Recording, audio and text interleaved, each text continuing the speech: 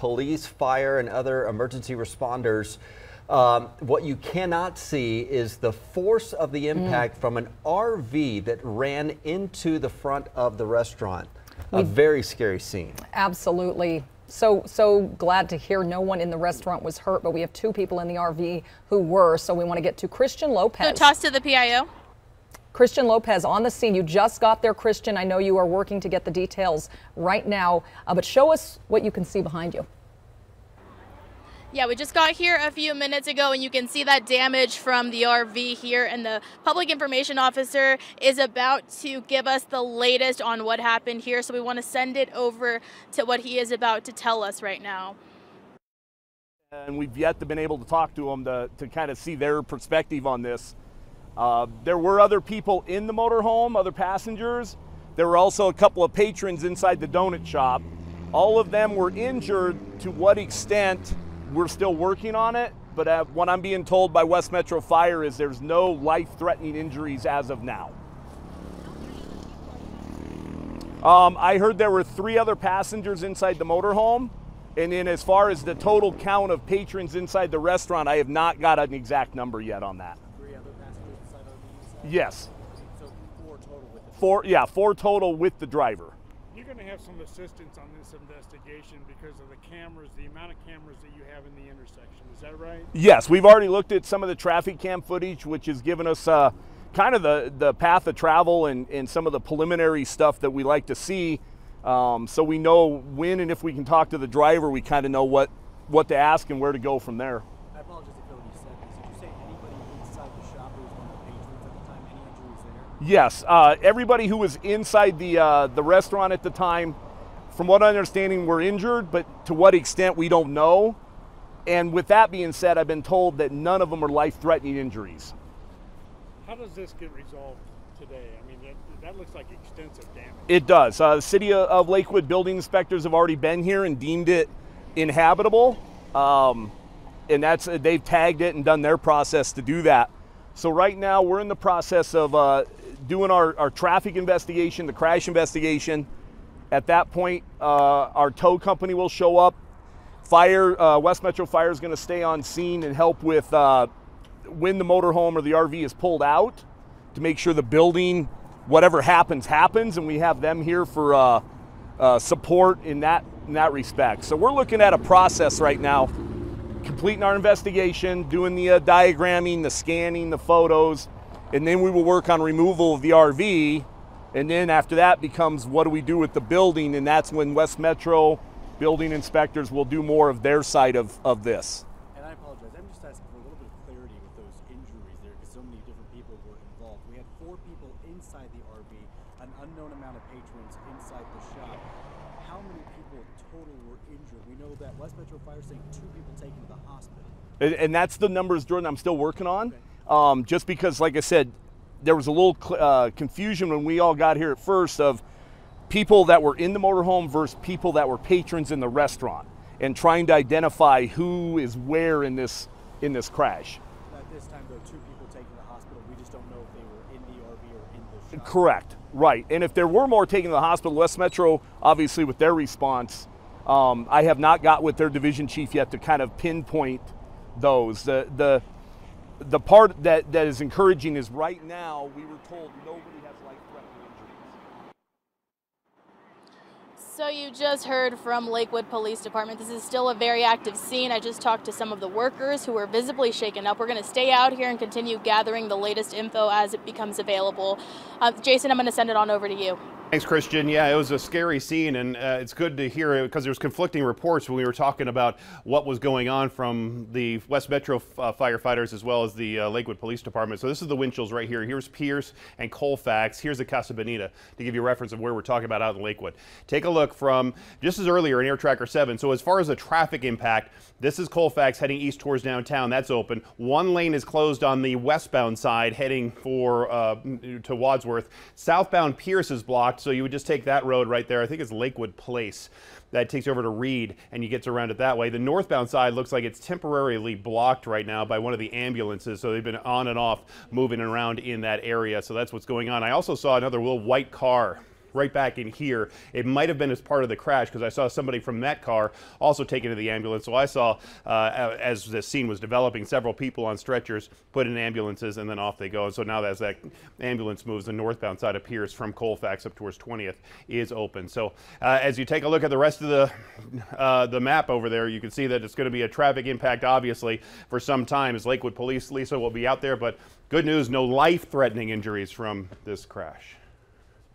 All right, thanks, Jace. We're looking at right now some sunshine this morning, a little mix of sun and clouds. Take a look at satellite and radar, though. A flash flood watch there in kind of the lighter green as you get up into the mountains near some of the burn scars, and then a flood watch, an aerial flood watch for portions of the metro area. We're going to see more pockets of heavy rain. It's going to be quite a bit cooler, too. Storms developing here by about 1 o'clock. And with that rain, we're expecting potentially more flash flooding during the evening commute. It's going to be about 7 to 10 degrees below normal today, coming off of a week-long streak of 90-degree heat to some cooler conditions. So a nice break from that heat. Low to mid-80s in Denver today. We'll hit that by early afternoon and then cool from there. 60s and 70s as you get up into the mountains. Take a look at our Futurecast right around 2 o'clock, and things will be going here along the metro area. Better chance for some, again, heavier rain, you guys, and that's going to continue through early evening. So expecting a wet commute tonight and damp roads through early tomorrow morning. Yeah, and with the risk of more flooding today, this video from last week's flood is still fresh on our mind. Nearly a dozen people had to be rescued from stranded cars in the Central 70 project when the pumps failed. Crews have been working around the clock since then to find out why they didn't work, but the contractor says they will be ready this time around. Tonight and whenever we have weather, Kiewit Construction says the staff will be standing by at the pump station to make sure the pumps work. They were supposed to turn on automatically last week. They did not, and they had to turn them on manually, so they will be there just in case that flooding happens again. Some breaking overnight news here. One Denver firefighter is recovering after being injured in a fire that sparked in a construction zone. This is off Federal and Vassar. You can see the aftermath of that building fire. This was a vacant building, but as you can see, it appears to be fully destroyed there. Investigators are still working to figure out the cause of that fire.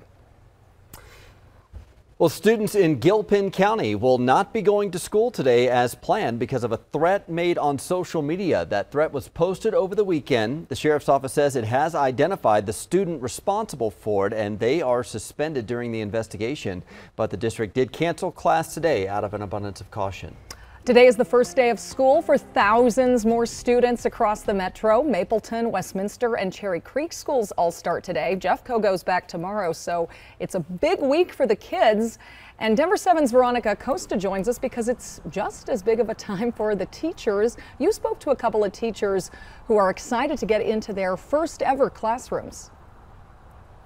I did, and we're finally seeing some of those students arrive at school this morning. This is Overland High School here behind me. A lot of freshmen here, so it is their first time at a big school like this one, just like those teachers you mentioned, their first time in an actual classroom. So one of those instructors I spoke with, he is a second grade teacher. He said he decided to do this career because of his dad, who was also a teacher, but also because he wanted to help represent some of those students who look just like him. There's just a different level of comfortability with him in the room and trust, and I just wanted to be able to do the same thing. I never had a black teacher growing up, and I didn't have any males in elementary school, and so I kind of wanted to break that mold. Will is who you just heard from there. He's going to be teaching over at East Ridge Elementary. As you can imagine, not the only first-time teacher in the district. Jordan Walton, she's going to be teaching little ones too. That's going to be over at Buffalo Trail Elementary. She's going to be with students who have special needs, a job she says she knew was for her since the time she was in high school. I've been waiting for this moment since I entered the program, my teaching preparation program. And I think I'm just most excited, to be with my kids. I was fortunate to land my first job at the school I student taught at, so I already know the schools. So both Jordan and Will, I spoke to them about a week and a half ago. At the time, they were just really excited to get into their classrooms, start setting up, putting out names and tools and everything their students were going to need. But today, they are most excited to finally meet their students. We're live in Aurora this morning. I'm Veronica Acosta. Number 7. All right, Veronica, thank you. You know, we as parents always do this, post those first day of school pictures to social media. I love looking at them. Yeah, you want to see the excitement, you want to see how they've grown over the past year, but the Better Business Bureau says just be careful how much you say in the caption. Yes, you can post your back to school picture of your child. Just keep it very, very vague. Don't specify which school they go to. Yeah, the BBB says now would be a good time to check your privacy settings and your kids' privacy settings on social media. We are staying on top of breaking news. West Metro firefighters and Lakewood police and crews are at the scene of a crash into the Winchell's Donut Shop at Colfax and Pierce. An RV took out one side of the restaurant. There are several injuries. We learned from Lakewood police some of the patrons in the restaurant were hurt, no one with life-threatening injuries, but we continue to see the damage on the scene there. Our photographer on scene getting an up-close look inside now for the first time at what's left of that restaurant. It'll be some time before they can pull the RV out and check the building for structural damage. Again, no life-threatening injuries to the people inside. We do know that people in the RV, though, were taken to the hospital. We'll have more on this right after the break.